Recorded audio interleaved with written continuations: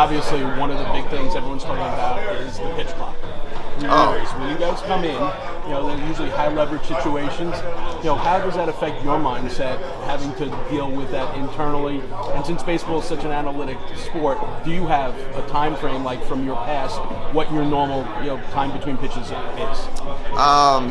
I don't really think it's going to be too much of a high impact for me personally.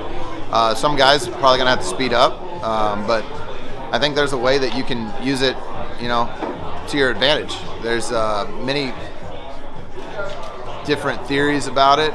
We've been discussing a lot of them. A lot of the minor league guys coming up, and myself included last year, getting the chance to pitch with it quite a bit for a couple months actually. There's ways you can use it. I don't really see it being too much of a problem.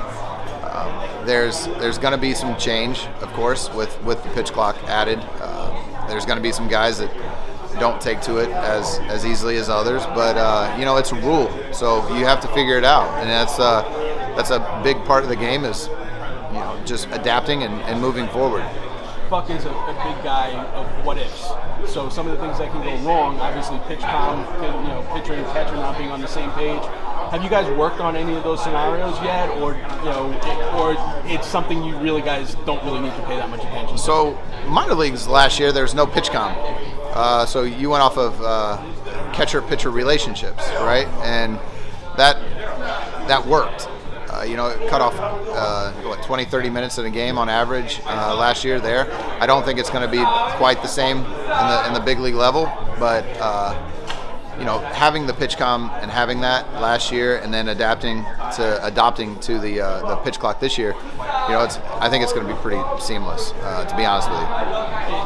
Granted, very small sample size. I think you might have 30, 31 career innings pitched for the New York Mets, but your ERA over those 30 innings are like so much lower than everywhere else. Is there a reason, or is it just an anomaly that it is what it is? Maybe it's just older and wiser. Let's just say that. I don't know. It's kind of I've had a lot of fun here. The guys have been really good. I'm not saying it hasn't been that good anywhere else, but age definitely plays a part in this whole thing, and not being able to forget things a little easier, getting older in the game, growing older in the game, and having guys around you like this makes it pretty easy to pitch here. When you say getting older in the game, you take a look at Justin and you take a look at Max and what they've been able to accomplish, and how, for the most part, they've been able to stay healthy and really dedicate themselves at trying to be healthy. You're in this game a long time, also.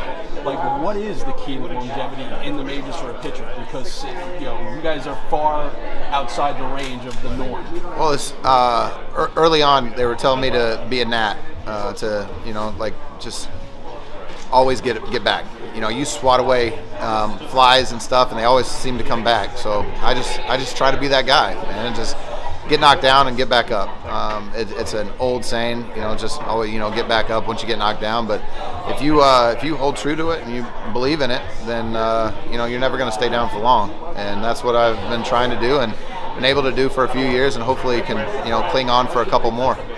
You also have, I'm old, so back in the day there were the over-the-top personalities for relief pitchers, whether it be Tug McGraw, the Mad Hungarian. You've got a little bit of that. Where does that, you do have an over-the-top personality. Where does that come from? I like having fun.